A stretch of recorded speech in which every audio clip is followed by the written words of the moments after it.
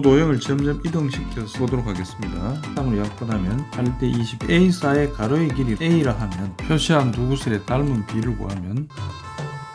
안녕하세요, 김샘수학입니다.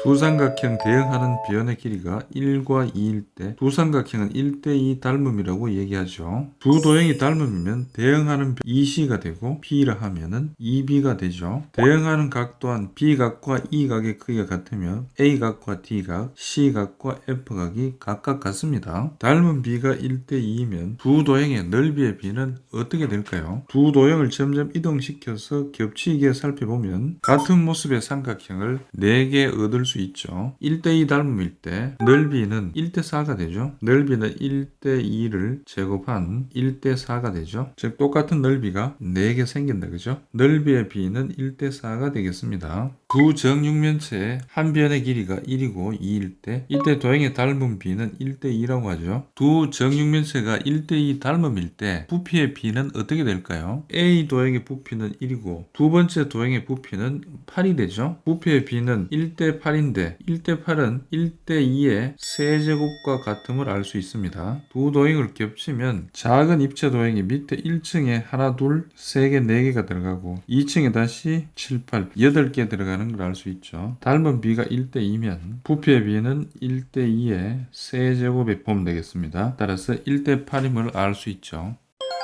평면 도형과 입체 도형을 2대3 닮은 도형을 가져오겠습니다. 평면 도형에서는 대응하는 변의 길이의 B는 일정합니다. 입체 도형에서는 대응하는 모서리의 길이의 B는 일정하죠. 자, 두 번째, 평면 도형에서 대응하는 각의 크기는 각각 같고 입체 도형에서 대응하는 면은 서로 닮은 도형이 되죠. 세 번째, 넓이의 B는 닮은 B의 제곱과 같다. 실제로 계산해보면 자, 왼쪽 도형이 24고 54인데 계산하면 넓이의 B는 4대 9가 되는 것을 알 수 있습니다. 입체 도형에서 부피의 B는 닮은 B의 세제곱과 같습니다. 닮은 B가 2대 3이면 부피의 B를 계산하면 2의 세제곱 대 3의 세제곱이니까 8대 27이 되는데 실제로 계산하면 부피의 B는 48대 162가 되고요. 약분하면 24대 81, B를 3으로 약분하면 8대 27이 되는 것을 알 수 있죠.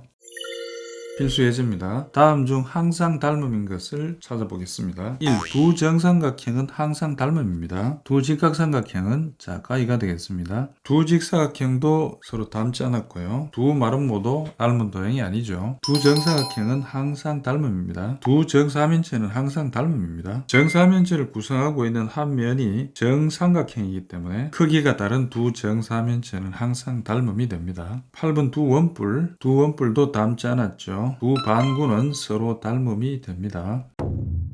필수 예제. 두 삼각형이 서로 닮음일 때 다음 물음에 답하시오. 1. 두 도형의 닮은 B를 구하면 닮은 B를 구하기 위해서 주어진 BC와 EF가 대응하니까 4cm 대 6cm니까 두 도형의 닮은 B는 4대 6이 되죠. 4대 6 약분하면 2대 3이 되겠습니다. DF 길이를 구하면 그랬습니다. DF 길이가 이 친구죠. 이 친구를 X라 하면 DF와 대응하는 변은 AC죠. AC 변이 5cm니까 식을 이래 쓰면 되겠죠. 2대 3은 5대 x로 계산하고 x는 2분의 15가 되겠습니다. 세 번째, 각 D를 구하면 각 D는 여기 있죠. D와 대응되는 변은 A각이죠. A각의 크기를 알면 되는데요. B각과 E각이 서로 대응하죠. E각의 크기가 32도가 되고 삼각형 세 각의 합은 180도니까 D각의 크기는 60도가 되었습니다.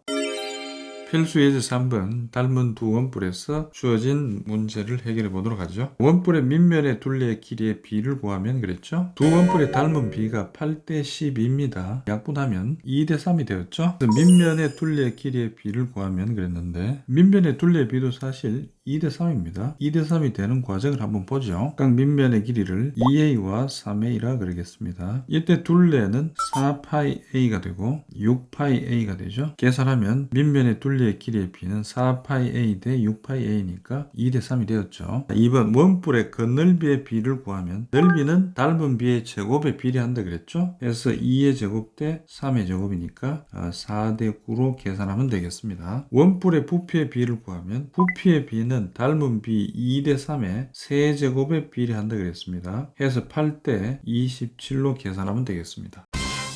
필수형입니다. 중심이 같은 동심원에서 같은 색 넓이의 비를 구하면 그랬죠. 세 원의 반지름의 길이가 각각 1, 2, 3이니까 이때 닮은 비는 각각 1대 2대 3이죠. 넓이의 비는 1대 4대 9가 되겠습니다. A 도형의 넓이가 1이 되면 B 도형은 1을 빼니까 3이 되고 C 도형의 넓이는 5가 되겠죠.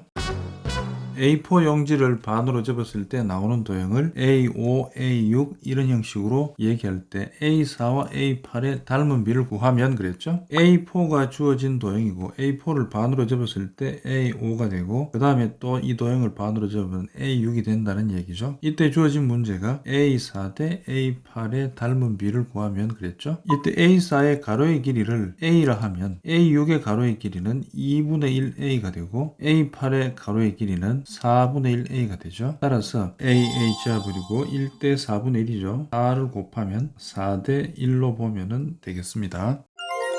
필수형 3번입니다. 높이가 2cm 될 때까지 2분이 걸리는 그릇에 물을 일정한 속도로 가득 넣을 때 처음부터 가득 넣을 때까지 걸리는 총 시간을 구하면 그랬죠. 물을 붓는데 높이가 2cm까지가 될 때까지 2분이 걸렸다고 하죠. 닮은 비를 구하면 2고 6이니까 자 닮은 비는 1대 3이죠. 닮은 비가 1대 3이니까 부피의 비는 1대 27이 됩니다. 작은 원뿔의 부피가 1이면 큰 원뿔의 부피는 27이죠. 작은 원뿔을 가득 채울 때 2분이 걸렸으니까 큰 원뿔을 가득 채우려면 2 곱하기 27을 하면 되죠. 해서 총 걸리는 시간은 54가 되겠습니다. 문제에서 처음부터 가득 넣을 때까지 걸리는 시간을 구하여라 그랬으니까 54로 계산하면 되겠습니다.